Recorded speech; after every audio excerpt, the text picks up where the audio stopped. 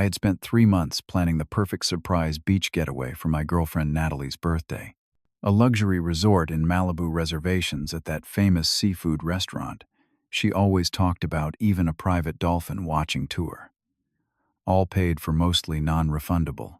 Then I accidentally overheard her phone conversation with her best friend about the wild weekend trip to Cabo she had planned with her friends for her birthday. She never even planned to invite me. Just a quick dinner the night before, then off to party without me. So I canceled everything. Before I tell you what happened next, drop a comment to let me know where you're watching from. Hit the like button if you have ever felt taken for granted in a relationship, and subscribe to hear how I turned this painful situation into a valuable life lesson. To understand why this situation hit me so hard, I should probably tell you a bit about us. I am Emanuel, 28 years old, working as a software engineer for a tech company in San Francisco. My friends would describe me as the reliable one, the planner, the guy who thinks things through before making decisions. I am not spontaneous by nature, but I am loyal and dependable. When I commit to someone or something, I go all in. Natalie is 27, a graphic designer at a trendy marketing agency downtown. She is everything I am not: artistic, spontaneous, and incredibly social. Her phone never stops buzzing with notifications from her wide circle of friends. She can light up a room with her laugh and charm strangers within minutes of meeting them. Where I prefer quiet evenings at home or hiking trips away from crowds, Natalie thrives in busy bars and packed house parties. We met at a tech art fusion workshop about 1.5 years ago. I was there representing my company, learning about design thinking to better communicate with our creative team. Natalie was a featured speaker on digital art innovation. I was immediately drawn to her enthusiasm and the way she spoke, with her hands gesturing wildly as she described her creative process. During the networking session afterward, I gathered my courage and approached her with a question about her presentation that I had actually prepared in advance. "That is such a thoughtful observation," she said, looking genuinely surprised. "Most people just ask about what software I use. We exchanged numbers professionally at first, but our text conversations quickly evolved from art and technology to personal interests, childhood stories, and eventually flirtation.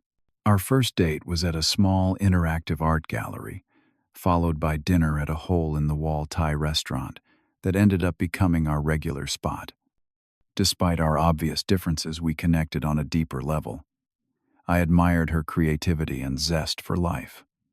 She said she appreciated my stability and calm perspective. Our relationship progressed quickly.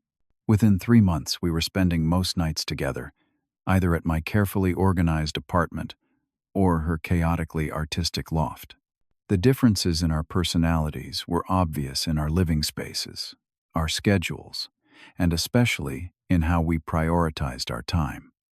This became our first source of friction. I would routinely adjust my schedule to accommodate Natalie. If she wanted to check out a new gallery opening or meet up with friends for impromptu drinks, I would cancel my plans, reschedule meetings, or stay out later than I preferred. Meanwhile, Natalie often prioritized her social circle over our plans. More than once, I found myself sitting alone at a restaurant because she was running 2 hours late after losing track of time with friends. "You are too rigid with time, Emanuel," she would say when I expressed frustration. "Life is meant to be fluid." I began to notice a pattern. When her friends called, she answered no matter what we were doing. When my friends invited us to something, she would often find an excuse not to go, claiming she needed creative space or had a deadline. I started feeling like I was always the one making compromises, always the one adjusting my life to fit hers. My own birthday 3 months ago highlighted this imbalance. Natalie had organized a small gathering at my apartment with some mutual friends. She seemed distracted all evening, checking her phone repeatedly. By 10:30, she was putting on her jacket. "Some friends from work are at this amazing new club," she explained, kissing my cheek. I told them I would swing by for a bit. "You do not mind wrapping things up here, right? You are not really into the club scene anyway." I did mind. It was my birthday, and she was leaving early to be with other people. But I nodded and smiled, because I did not want to seem controlling or needy. After the remaining guests left, I sat alone in my apartment, surrounded by half-empty wine glasses and discarded gift wrap, feeling like an afterthought in my own relationship. That night, I made a decision. I would plan something spectacular for Natalie's birthday to show her how much I valued her. Maybe if I demonstrated my commitment in a big way, she would start to prioritize our relationship more.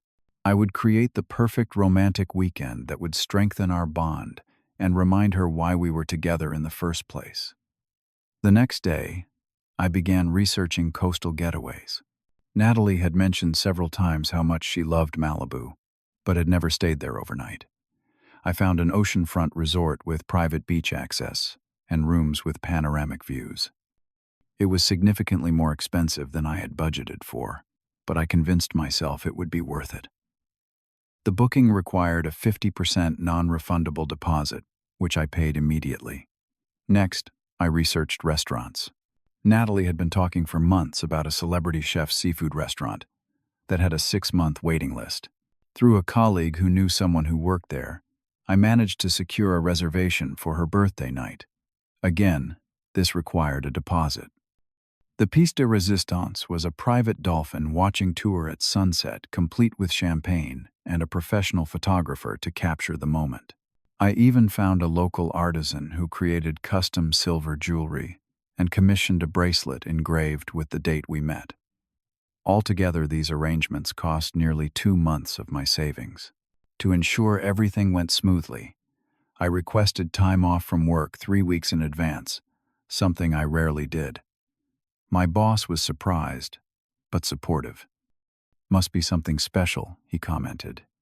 "You have not taken a personal day in over a year." I even reached out to Maya, Natalie's best friend, to make sure she had not planned anything for Natalie's birthday. This is when I first noticed something was off.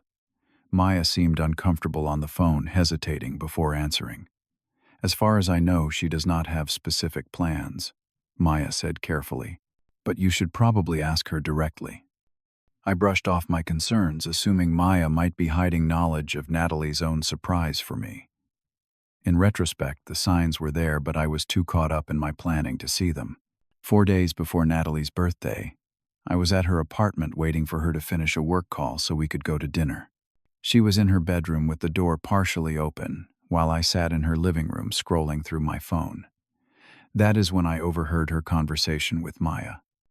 "The Cabo trip is going to be epic," Natalie was saying, her voice animated with excitement.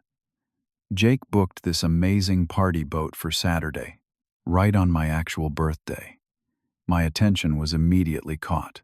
I had never heard any mention of a trip to Cabo San Lucas.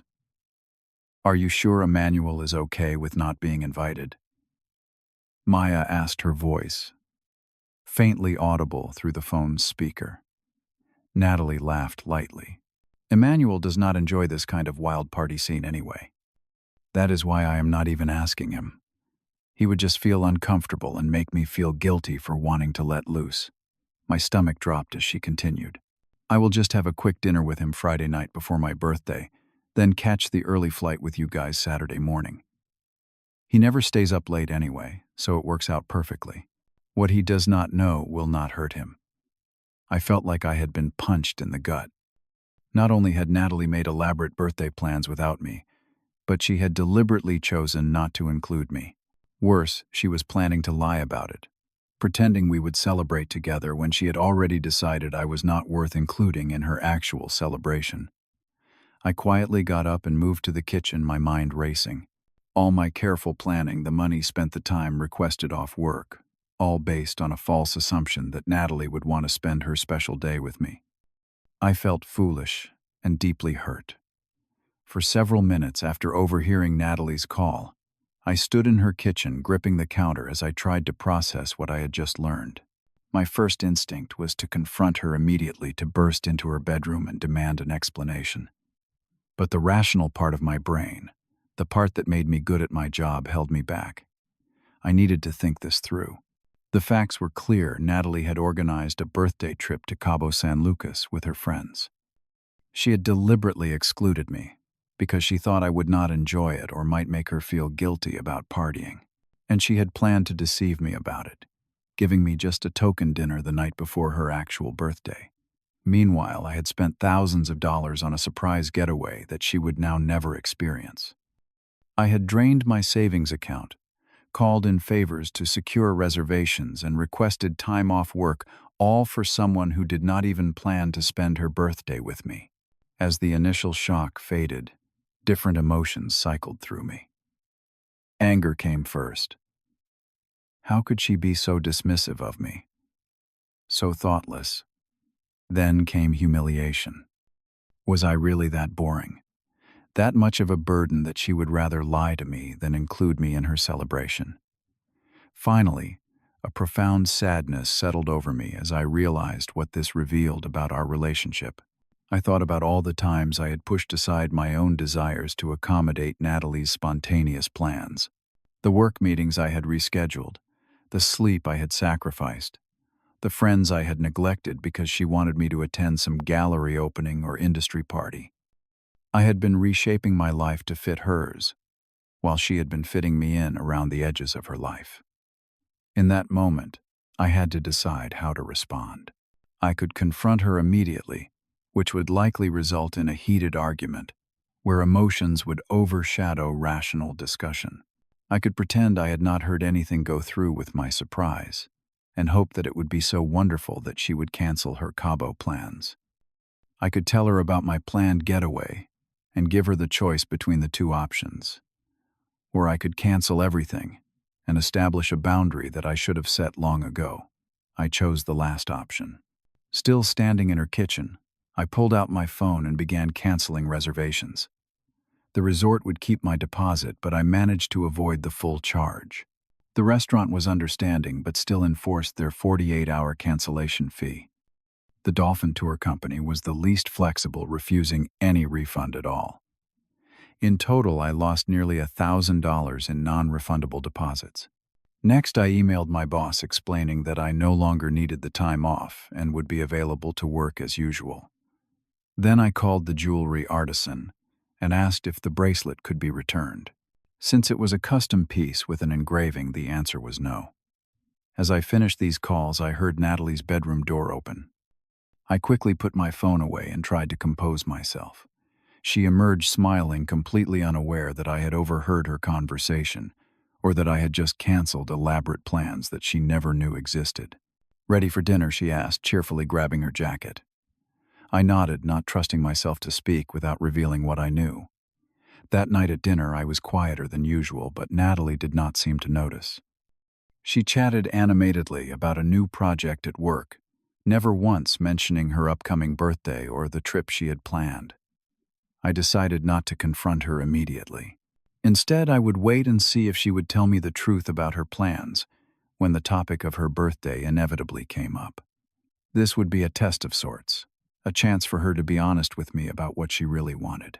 4 days passed, during which Natalie made no mention of her birthday plans or the Cabo trip. We continued our normal routine, though I was noticeably more reserved. If Natalie noticed my change in demeanor, she did not comment on it. Then, 3 days before her birthday, she finally brought it up while we were having dinner at my apartment. So about Friday night, she began casually referring to the night before her birthday. I was thinking we could grab dinner somewhere nice. Nothing too late, though. I have an early start Saturday. This was my moment to see if she would be honest. "What are your plans for your actual birthday on Saturday?" I asked, keeping my tone neutral.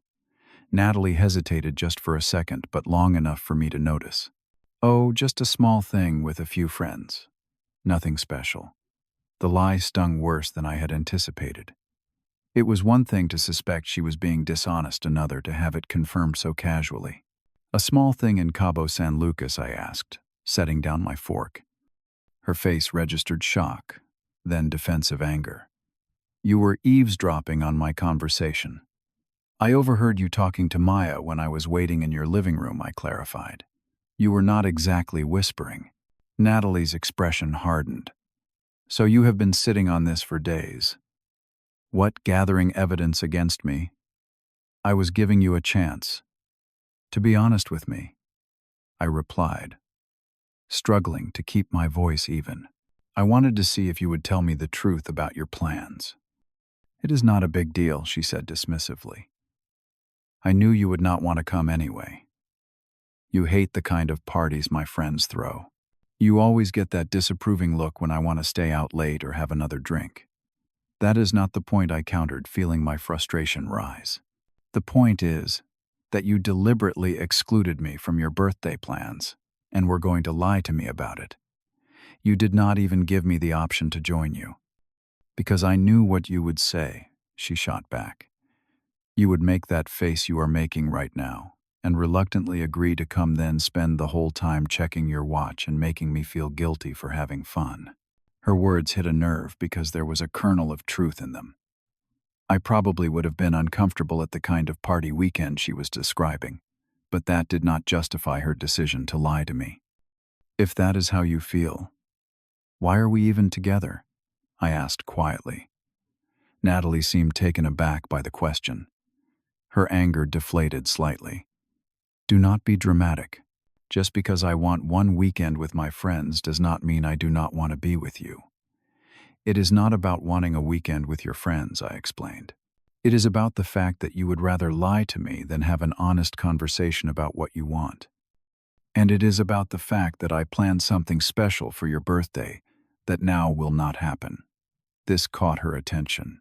What do you mean you planned something? I told her then about the beach getaway, the resort with the ocean view, the exclusive restaurant reservation, the dolphin tour, all of it. I explained how I had been planning it for months, how much it had cost, and that I had canceled everything after overhearing her conversation. Natalie's expression shifted from defensive to shocked. You planned all that for me, and then you just canceled it. What was I supposed to do? I asked. You had already made it clear that you preferred to spend your birthday with your friends in Cabo. You could have told me about it, she argued. I might have changed my plans if I had known. That is exactly the problem, I said, feeling a wave of clarity. You would have changed your plans out of obligation or guilt, not because you genuinely wanted to spend that time with me. I do not want to be someone's obligation, Natalie. So you made the decision for me, she said, her voice rising again, without even talking to me about it. And now you are making me feel terrible about wanting to celebrate with my friends. That is not what I am doing, I insisted. I am asking for basic honesty and consideration. Is that really too much to expect from someone I have been with for a year and a half? Natalie stood up from the table. This is exactly why I did not tell you about Cabo. Everything becomes this big, serious discussion about our relationship. My friends do not put this kind of pressure on me. Her words cut deep. Maybe you should be dating your friends then, I said, immediately regretting the childish response. Maybe I should just go, she replied, grabbing her purse. I need some space to think. As she headed for the door, she turned back. For what it is worth, your beach trip sounds really nice. But the fact that you planned it without asking what I might want for my birthday kind of proves my point. You planned what you thought would be perfect, not necessarily what I would choose. With that parting shot, she left, closing the door firmly behind her. I sat at the table for a long time afterward, replaying her words and wondering if she was right. Had I been just as presumptuous in planning the surprise getaway as she had been in excluding me from her plans? Were we both guilty of making assumptions rather than communicating openly? As the night wore on, I came to a difficult realization. Our relationship had fundamental problems that a fancy beach trip or a wild weekend in Cabo could not fix. We needed to reassess whether we were truly compatible or just trying to force something that was not working. I sent Natalie a text. I think we both need some time to think about what we really want. Let's take a break and talk when you get back from Cabo. Her response came quickly. Fine. That single word said everything about where we stood. I turned off my phone and went to bed, though sleep did not come easily that night. The week that followed was one of the most reflective periods of my life. With Natalie gone to Cabo and our relationship officially on pause, I had time to think about what I really wanted and needed. I deliberately avoided checking social media, not wanting to see photos of her birthday celebration that I was not part of. My friends had mixed reactions when I told them what had happened. Some, particularly those who had always been skeptical of Natalie, sided with me completely. "She sounds selfish, man," my friend Alex said over beers. "You deserve someone who makes you a priority." Others thought I had overreacted by canceling the trip and asking for space. "So, she wanted one weekend with her friends," my coworker Jared argued. "Is that really such a big deal, in the grand scheme of things?" The divided opinions only reinforced my sense that this was not a simple situation with a clear right and wrong. The more I reflected, the more I recognized that both Natalie and I had made mistakes. She had been dishonest and dismissive of my feelings, yes. But I had also been trying to fit her into a mold of what I thought a girlfriend should be, rather than accepting her for who she actually was. 3 days into her Cabo trip, Natalie broke her silence with a text message. "The resort is amazing, but I keep thinking about what you said. I should have been honest with you." I did not respond immediately, still processing my own thoughts.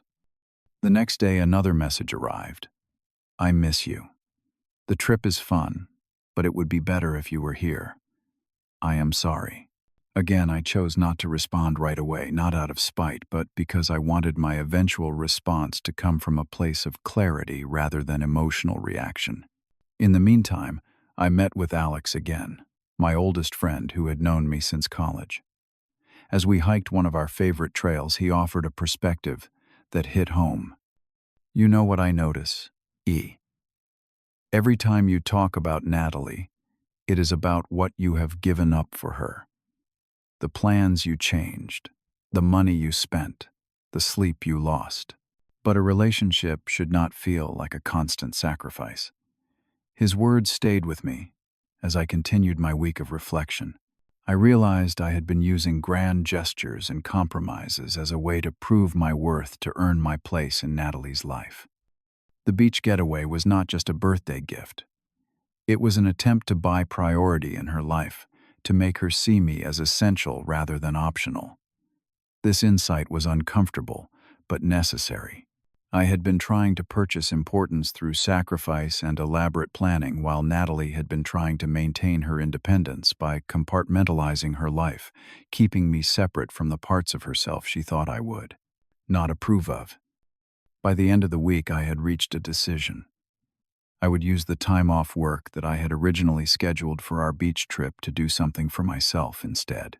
I booked a cabin in Mammoth Lakes, a place I had always wanted to visit, but Natalie had never been interested in because she disliked the cold. The day before Natalie was due to return from Cabo, I texted her, "I hope you had a good birthday. I have done a lot of thinking this week. I am going to Mammoth Lakes for a few days. Let's talk when I get back." Her response came immediately. "Please, do not do this. Can we talk before you go? I need this time for myself," I replied. "We will talk when I return. I promise." The next morning, I packed my hiking gear, camera, and enough food for 4 days of solitude and headed to the mountains. The drive gave me time to think, and the crisp mountain air cleared my head in a way that the city never could. In Mammoth, I reconnected with a passion I had neglected during my time with Natalie mountain hiking. She had never enjoyed the activity, preferring urban explorations, so I had gradually stopped going on the challenging trails I once loved. On my second day, I joined a group trek, organized by the visitor center, and met several like-minded hikers. We exchanged contact information and made tentative plans for future hikes. During quiet evenings in the cabin, I reflected on what a healthy relationship should look like. I realized that I did not actually need or want to be someone's top priority at all times. What I wanted was honesty, mutual respect, and a partner who valued quality time together without sacrificing their own identity or asking me to sacrifice mine. By the time I returned to San Francisco, I felt more centered than I had in months. I had rediscovered parts of myself that had been submerged in my relationship with Natalie. and I was determined not to lose them again regardless of what happened next between us. Natalie was waiting at my apartment when I returned from Mammoth Lakes. She looked different, somehow subdued, but resolute. We sat at my kitchen table, the same spot where our argument had occurred before her trip. "I had a lot of time to think in Cabo," she began. "After the initial excitement wore off, I kept thinking about our conversation and the trip you had planned." I nodded, letting her continue. "The thing is," she went on, "my friends noticed I was distracted. When I told them what happened, most of them said I had messed up. Even Maya said I should have been honest with you from the beginning. This surprised me. I had expected her friends to take her side unconditionally. I realized something important," Natalie continued. "I have been taking you for granted. I assumed you would always be there steady and reliable while I did whatever I wanted. That is not fair to you." Her honesty was refreshing. "I realize some things too," I admitted. "I've been trying too hard to be what I thought you needed, rather than being myself. I stopped doing things I love because you did not enjoy them. That is on me, not you." Natalie reached across the table and took my hand. "The beach trip you planned sounds incredible. It was thoughtful and romantic, and I ruined it because I was afraid to have a difficult conversation with you. And I was planning what I thought would impress you," I countered, without actually asking what would make your birthday special to you. We sat in silence for a moment, letting these admissions sink in. "So where does this leave us?" she finally asked. "I think we have two options," I said carefully. "We can recognize that we have fundamentally different approaches to relationships and go our separate ways. Or we can try again with better communication and more realistic expectations of each other." "I want to try again," Natalie said without hesitation. "But I think we need some new ground rules." We spent the next several hours outlining a new approach to our relationship. We agreed that honesty was non-negotiable even when the truth might be uncomfortable. We acknowledged that we each needed space for our own interests and social circles. I would not expect to be included in every aspect of her life, and she would not expect me to abandon my own needs to accommodate hers. Most importantly, we promised to see each other, as we truly were, not as idealized versions we had created in our minds. Natalie was never going to be the traditional girlfriend who prioritized quiet couple time above all else. And I was never going to be the carefree party guy who could stay out until dawn without counting the cost to my well-being. 6 months have passed since that conversation, and our relationship has transformed in ways I never expected. I now go on monthly hiking trips with the friends I met in Mammoth Lakes without feeling guilty for spending time away from Natalie. She still enjoys her girls' nights and social events, but now she is honest about her plans and occasionally invites me to join when it makes sense for both of us. For my birthday last month, Natalie organized a surprise dinner that thoughtfully combined our worlds.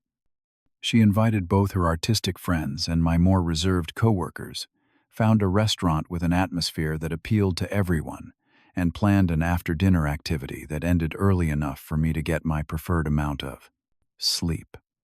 It was not a grand beach getaway or a wild party weekend.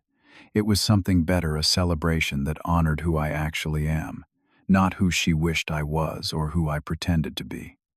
What I have learned through this experience is that relationships do not require constant sacrifice to be meaningful. They require authenticity, clear boundaries, and the courage to be honest, even when the truth is difficult. They require seeing your partner as they truly are, and loving them for it, not despite it. Sometimes the most valuable trips are not the ones you plan for someone else, but the ones you take to find yourself. Have you ever had to step away from someone you love to gain clarity about your relationship? Share your story in the comments below. If this resonated with you, please hit the like button and subscribe for more real stories about relationships and self-discovery. And do not forget to share this video with someone who might need to hear that setting healthy boundaries is not selfish, it is essential.